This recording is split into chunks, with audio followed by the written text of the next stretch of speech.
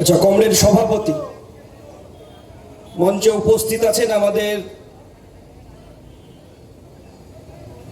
সংগঠনের প্রাক্তন রাজ্যের সম্পাদক কমরেড মীনাক্ষী মুখার্জি সহ এই এলাকার বিভিন্ন প্রান্ত থেকে আগত কমরেডস। আজ পূর্ব বর্ধমান জেলা আবার একবার প্রমাণ করলেন যে পূর্ব বর্ধমান জেলা কোনো দুর্নীতিগ্রস্ত, খুনি, সন্ত্রাসবাদী, চোর, ধাপ্পাবাজের জায়গা নয়।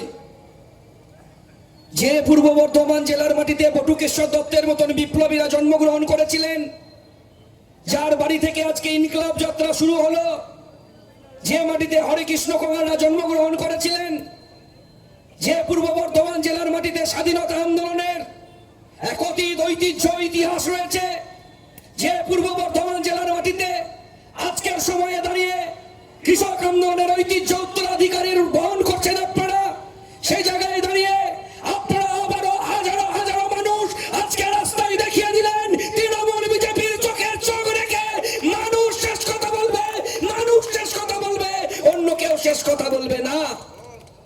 ওরা যতই চেষ্টা করুক, যারা চাইছে এই গোটা পশ্চিম বাংলা তথা গোটা ভারতবর্ষটাকে শেষ করতে, কেন আমরা এই নওজওয়ান ভারত শতবর্ষে, ভারত শতবর্ষে আমরা আজকে রাস্তায় নামছি? নওজওয়ান ভারত সভার শতবর্ষে কেন আমরা ইনকিলাব যাত্রা করছি?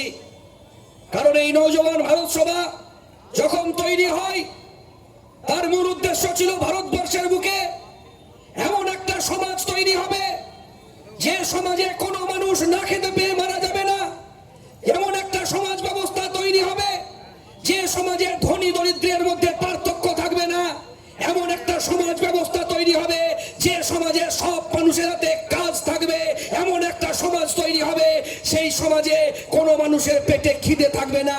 ভগৎ সিং সেই ভারতবর্ষ চেয়েছিলেন, আর সেই স্বাধীনতা আন্দোলন করতে শহীদ হতে হয়েছিল। সেই ভারতবর্ষ আজকে তৈরি হয়নি।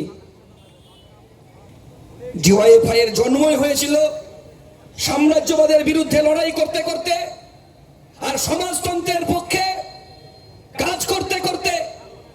এই নওজওয়ান ভারত সভারও একই উদ্দেশ্য ছিল, সাম্রাজ্যবাদের বিরুদ্ধে সমাজতন্ত্রের পক্ষে কথাকে মানুষের কাছে নিয়ে যাওয়া।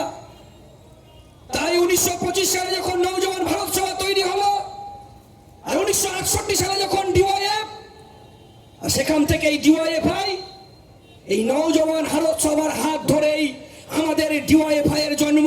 তাই আমরা ভগৎ সিং, আমরা বটুকেশ্বর দত্তের উত্তরসূরি, আমরা বুদ্ধদেব ভট্টাচার্য, দীনেশ মজুমদারের উত্তরসূরি।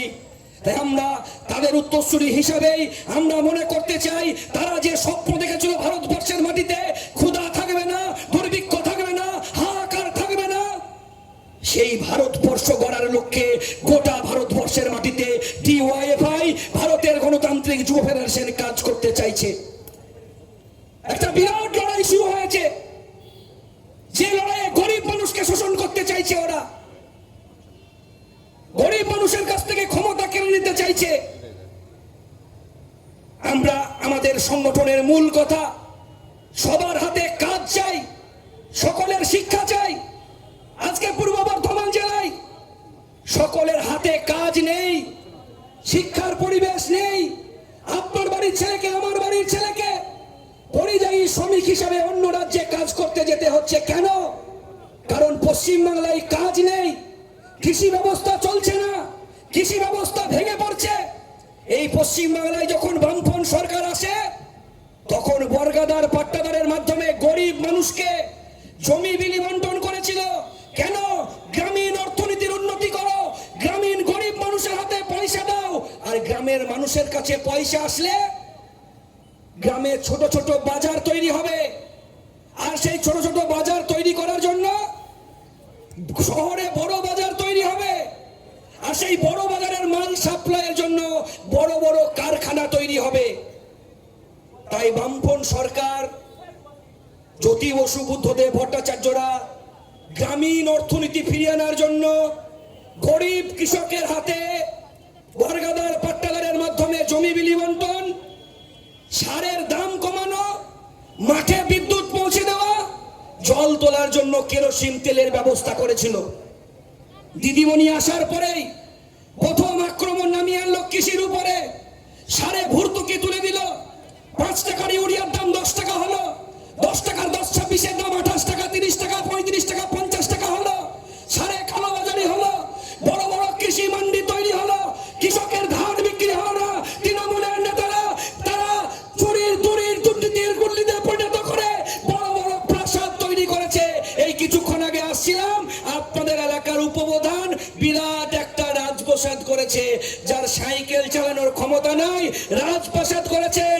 মনে রাখবেন, ওই রাজপ্রাসাদের প্রতিটি বালির দানায় রয়েছে আমার খেটে খাওয়া মানুষের 100 দিনের কাজের টাকা। ওই রাজপ্রাসাদের প্রতিটি ইটের ফাঁকে রয়েছে আমার গরিব মানুষের ঘাম রক্ত। এমন একটা সময় আসবে, ওই প্রাসাদের দায়িত্ব আপনাদেরকে নিতে হবে। নেবেন তো? নিতে হবে। আপনাদের টাকাই প্রাসাদ, আর এই প্রাসাদ দখল করার জন্য ডিওয়াইএফআই আপনাদের সঙ্গে থাকবে। আর যে বিরাট যুদ্ধে আমরা নেমেছি, এই লড়াইটা আসুন একসাথে লড়ি। সকলকে অভিনন্দন, লাল সালাম জানিয়ে আমি আমার কথা শেষ করছি। ইনকিলাব জিন্দাবাদ, ডিওয়াইএফআই জিন্দাবাদ।